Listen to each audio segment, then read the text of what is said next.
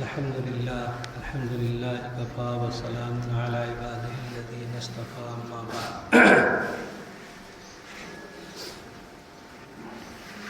رب اشرح لي صدري ويسر لي أمري واحلل عقدة من لساني يفقهوا قولي أعوذ بالله من الشيطان الرجيم بسم الله الرحمن الرحيم لقد ضربنا للناس من كل مثل لعلهم يتذكرون صدق الله العظيم.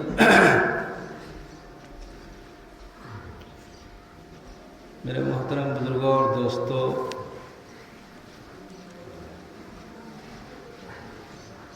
اس بستی میں اس سے پہلے بھی حاضر ہو چکا ہوں اور آپ حضرات سے ملاقات بھی اسی مسجد میں ہو چکی ہے. آج یہ میری دوسری حاضری ہے اس بستی میں. میں نے ایک چھوٹی سی آیت پڑھی ہے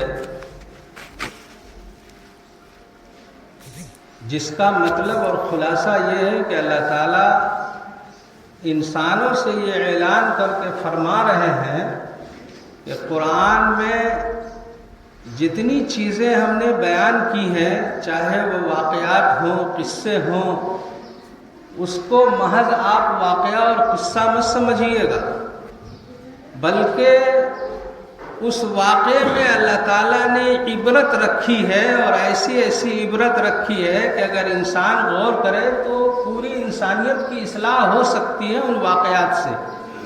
تو اللہ تعالیٰ نے عبرت کے لیے وہ واقعہ رکھا ہے. اس زمانے سے لے کے اور اس زمانے تک، یعنی آقا صلی اللہ علیہ وسلم سے لے کر اور آج تک جو حالات بھی پیش آتے ہیں، جب قرآن پاک کا گہرائی سے مطالعہ کیا جاتا ہے تو ان حالات کا تسکین بخش اگر جواب اور تسلی بخش جواب سوائے قرآن کے اور کہیں نہیں مل سکتا. اللہ تعالیٰ نے ہر زمانے کے لیے اس قرآن کو نازل کیا ہے، اور جب وہ پڑھے گا عبرت کی نگاہ سے تو اس زمانے میں بھی جو مصائب ہم پر آ رہے ہیں اس کے حل اور اس کا نتیجہ سب قرآن میں مل جائے. یہ ایک اصول ہے. اللہ تعالیٰ نے اس کا اعلان فرمایا کہ ہم نے ہر طرح کی مثال لوگوں کے لیے قرآن میں بیان کیا ہے، اس سے نصیحت حاصل کریں. لعلہم یتذکرون کا مطلب شاید لوگ اس پر غور کریں اور اس سے نصیحت حاصل کریں. میں بہت مختصراً ایک واقعے کی طرف اشارہ کروں گا. اللہ تعالیٰ کو مصر کی قسمت تبدیل کرنی تھی، تو فلسطین سے ایک بچے کو منتخب کیا ہے. اور یوسف علیہ السلام کا قصہ قرآن پاک میں بہت مشہور ہے اور لوگ خوب جانتے ہیں، اس کو پڑھتے ہیں، سمجھتے ہیں. تو مصر کی قسمت تبدیل کرنی تھی، تو حضرت یوسف علیہ السلام جن کی عمر کا تذکرہ یہ تھا 11 سال یا 12 سال کے تھے، ان کو فلسطین سے اٹھایا جاتا ہے اور کنویں میں ڈال دیا جاتا ہے. پھر کنویں سے نکال کر مصر کے بازار میں غلاموں کی طرح فروخت کیا جاتا ہے. پھر وہ بک جاتے ہیں اور بک کر محل کے کونے میں پہنچ جاتے ہیں، اور محل میں جو بادشاہ ان کو خریدتا ہے وہ جب اپنی بیوی کے پاس جاتا ہے تو بڑی ہدایت کرتا ہے. ان ہدایت کو اللہ تعالیٰ نے نقل فرمایا ہے، کہتا ہے کہ ان کو بہت عزت سے رکھنا، یہ کوئی معمولی گھر کا بچہ نہیں معلوم ہوتا. پھر اس کے بعد پرورش وہاں شروع ہوتی ہے، اور عزیز مصر کی غلطی کی وجہ سے یہ مورد الزام ٹھہرائے جاتے ہیں اور ان کو تقریباً 9 سال کا جیل ہوتا ہے.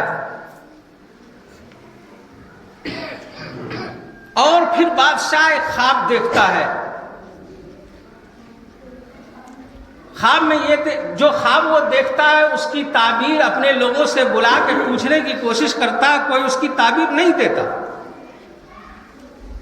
تو بادشاہ کے ہاں جو ایک ملازم تھا اس نے کہا کہ جب میں جیل میں تھا تو ایک بندہ ہے جیل میں جو میری خواب کی تعبیر بتلایا تھا کہ تم بادشاہ کے ساقی بن جاؤ گے اسی کے تعبیر کے نتیجے میں آپ کا ساقی بن گیا، وہ آدمی بہت بڑھیا خواب کی تعبیر بتا سکے گا۔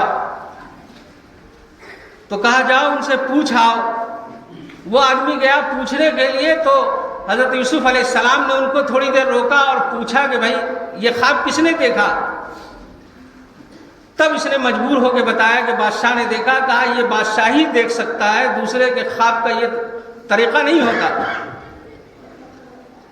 چنانچہ پھر حضرت یوسف علیہ السلام اس کی تعبیر بتاتے ہیں،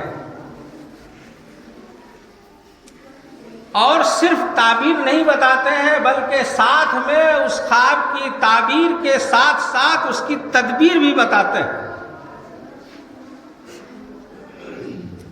اب مجھ کو یہ واقعہ سنانا تفصیل سے مقصود نہیں ہے، اس میں بہت تفصیل ہے۔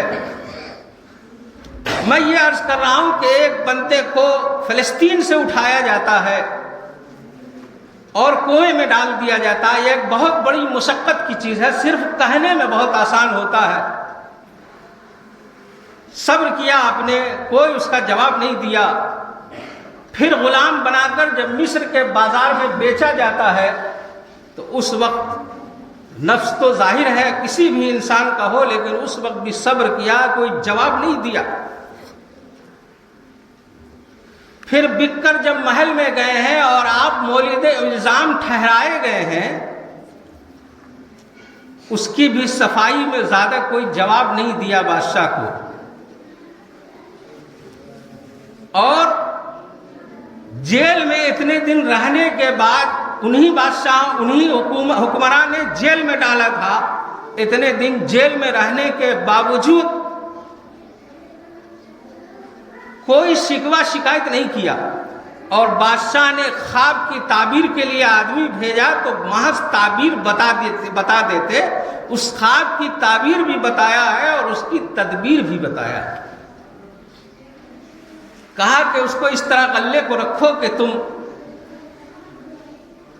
صبر وہاں کنویں میں بھی کیا، صبر اس بکنے میں بھی کیا، صبر اس محل میں بھی کیا جس کی طرف آپ کو بلایا گیا تھا، اور صبر اس معاملے میں بھی کیا جب اس کے نتیجے میں آپ کو 9 سال کی جیل ہوئی۔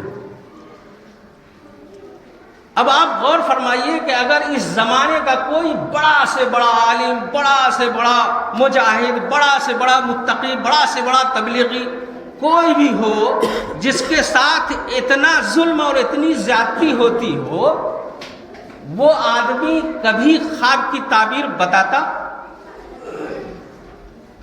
اور اگر خواب کی تعبیر بتا بھی دیتا تو کبھی اس کی تدبیر نہیں بتاتا، کہتا کہ تم لوگ اچھا ہوا مرو، تم نے میرے ساتھ بہت ظلم کیا، مرو، دیکھو 7 سال میں تمہارا بیڑا غرق ہو جائے۔ لیکن تدبیر بھی بتایا ہے۔ اس زمانے میں اسی سیرت کو اٹھانے کی ضرورت ہے جو انبیاء کرام کی ہے۔ اگر اس سیرت پر امت عمل کرنے لگے اور مسلمان عمل کرنے لگے تو کسی بھی اذیت کا جواب وہ اذیت سے نہیں دے سکتا ہے، وہ اپنا معاملہ اللہ کی طرف سپرد کرے گا اور صبر کرے گا، تو اللہ رب العالمین پھر راستے ایسا کھولتے ہیں کہ آپ کے تصور سے باہر۔ اب بادشاہ کو جب خواب کی تعبیر اور اس کی تدبیر دونوں معلوم ہوئی تو بادشاہ بہت پریشان ہوا، اور وہ سمجھنے لگا کہ میرے ارد گرد جتنے لوگ وزراء رہتے ہیں یہ تو کوئی خیر خواہ ہمارا نہیں، اور وہ اچھی طرح سمجھ گیا کہ اگر یہ تدبیر کرنا ہوگا تو اسی شخص کو بلانا ہوگا، ورنہ یہ لوگ تو سب کھا جائیں گے ہمارے۔ جیل سے بہت اعزاز و اکرام کے ساتھ بلایا گیا اور کہا کہ یوسف میں یہ چاہتا ہوں کہ اس بادشاہت کی گدی پر آپ کو بٹھال دوں، آپ بادشاہت سنبھالیے۔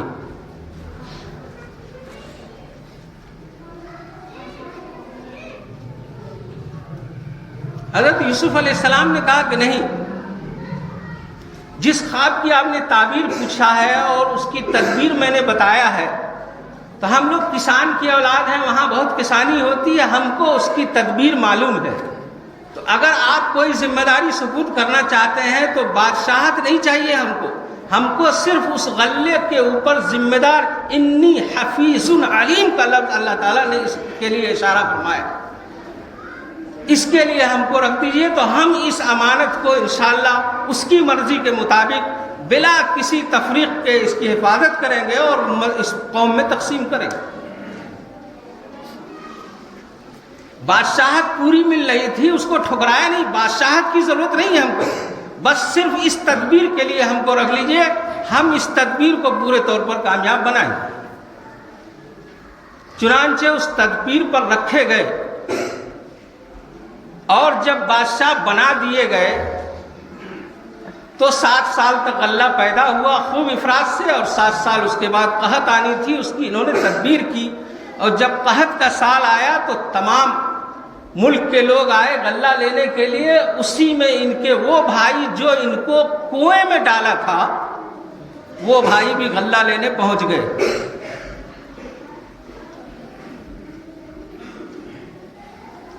انہوں نے نہیں پہچانا، انہوں نے فوراً پہچان لیا ان بھائیوں کو۔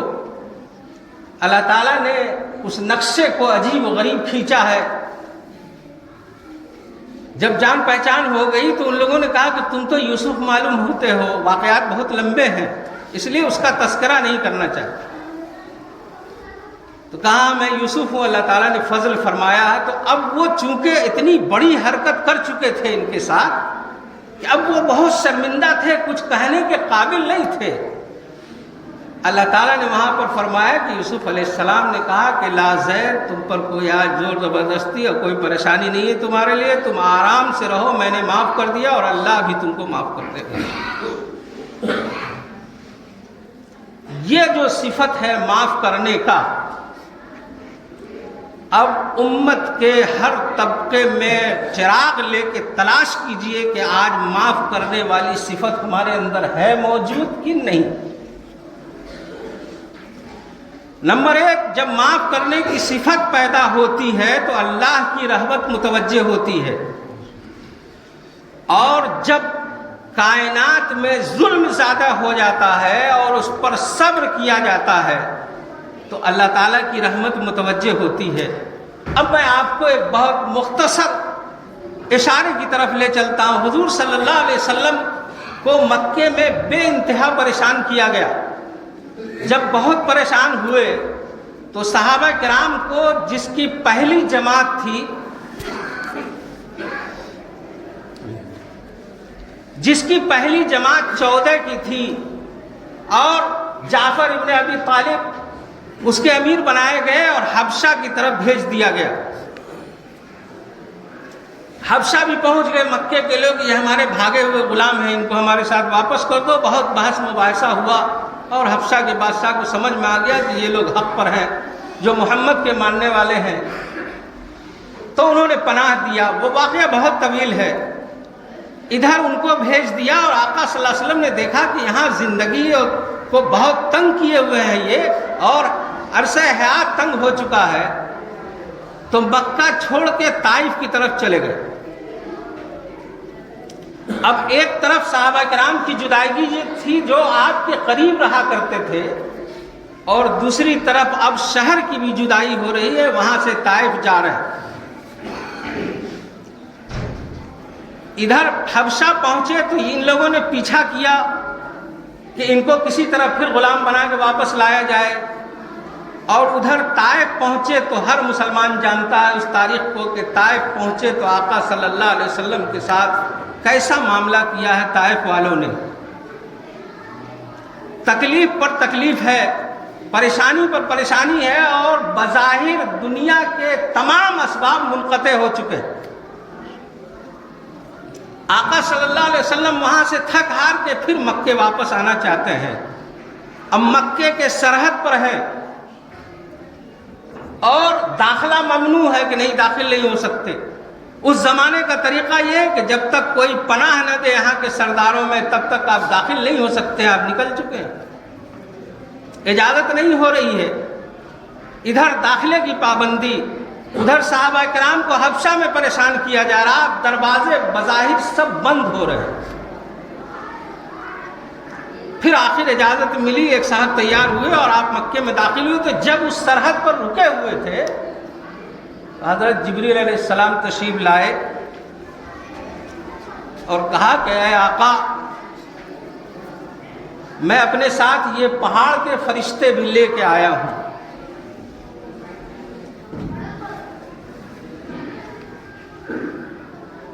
آپ اجازت دیں تو ان مکے اور ان طائف والوں کو پہاڑ کے بیچ میں پیس دیا جائے. یہ وقت تھا وہ جس میں کوئی دوسرا انسان ہوتا تو یہ کہتا کہ انہوں نے بھی بہت ستایا ہے اور طائف والوں نے بھی بہت ستایا ہے، لاؤ آج دونوں کو پسوا ہی دیتے. کہا کہ نہیں، ہم کو تو ان کی نسلوں سے امید ہے، ہم تو ان کی نسلوں سے امید لگائے بیٹھے ہوئے ہیں، اور ہم ان کو پسوا دیں گے تو ان کی نسل ختم ہو جائے. یہ جو ظرف ہے اس سے رحمت متوجہ ہوتی ہے. وہیں داخلے کے بعد سے جب ہجرت ہوا ہے تو اللہ کی رحمت متوجہ ہوئی ہے اور بہت بڑی زمین پر اسلامی حکومت قائم ہو گئی. اور یہ جو معاف کرنے کی صفت ہے، اس صفت کو آپ تلاش کیجئے. اگر آج سگے بھائی میں بھی جھگڑا ہو اور سگا بھائی بھی دوسرے کو موقع پائے تو پیسنے کی کوشش کرتا ہے، یہ صفات جو امت میں ہونے چاہیے تھے، یہ جب صفت نہیں ہوگی تو کیا اللہ کی رحمت کی آپ کیسے امید کر رہے ہیں کہ آج نازل ہو جائے؟ جب یہ صفات تھے تب اللہ کی رحمت نازل ہوتی تھی، اور جب یہ صفات ختم ہوتے جائیں گے ہمارے اندر سے تب تک اللہ کے. اب آپ پڑوسی غیر مسلموں کو تو چھوڑ دیجئے، اس کے ساتھ بھی حسن سلوک کرنے کا حکم دیا ہے اللہ نے اور اس کے رسول نے. مسلمان پڑوسی کے ساتھ آپ کے کیا حقوق ادا ہوتے ہیں اور آپ کس طرح ان کے ساتھ رویہ رکھتے ہیں اور کس طرح حسن سلوک کرتے ہیں، آپ خود اپنا جائزہ لے سکتے ہیں. انسان سمجھتا ہے کہ اصلاح ہمارے کہنے سے پوری دنیا کی ہو جائے. اصلاح اس طرح نہیں ہوتی، اصلاح خود سے شروع کیا جاتا ہے. جب آپ اپنی اصلاح کریں گے تب دوسروں کی اصلاح ہوگی، اور اگر آپ اصلاح نہیں کریں گے، توکل آپ کے اندر نہ ہو، ایثار اور قربانی آپ کے اندر نہ ہو، اور آپ چاہیں کہ اللہ کی مدد نازل ہو، تو اللہ کی مدد نہیں نازل ہوتی. اس وقت جتنی مسلمانوں پر پریشانی ہے، جو عذاب ہے، جو مصیبتیں ہیں پورے عالم میں، کسی ایک جگہ کا تذکرہ نہیں کیا جا سکتا. اس کو غور کیجئے اور اس کے اسباب پر غور کیجئے کہ اس مصیبت میں ہمارے قلب میں کچھ تغیر پیدا ہوتا ہے کہ نہیں ہوتا، ہمارے نوجوانوں میں کوئی تغیر ہوتا ہے کہ نہیں ہوتا، ہمارے نوجوان مسجدوں کی طرف دوڑتے ہیں کہ نہیں دوڑتے، اسلام کی طرف دوڑتے ہیں کہ نہیں دوڑتے. اگر تغیر ہو رہا ہے تو اللہ کی رحمت آئے گی اور بہت قریب آئے گی، اور اگر تغیر نہیں ہوگا تو اللہ کی رحمت رکی رہے گی. وہ کسی خاص انسان کے لیے نہیں ہے، جو اس کی طرف متوجہ ہوگا اسی پر رحمت نازل ہوگی. اللہ تعالیٰ نے اعلان فرمایا ہے، لمن خاف مقامی وخاف وعید، جو میری جگہ کھڑے ہونے سے ڈرے گا اور میرے وعدے اور وعید سے ڈرے گا، اسی کے لیے ہم مدد نازل کریں گے. اللہ تعالیٰ یہ صفات پوری امت کے اندر پیدا فرما دے، ہمارے اندر بھی پیدا فرما دے، اور جو ایثار اور جو محبت اور جو قربانی اللہ کو ہم سے مطلوب ہے، اللہ تعالیٰ وہ ہمارے اندر پیدا فرما دے. وآخر الدعوانا الحمدللہ.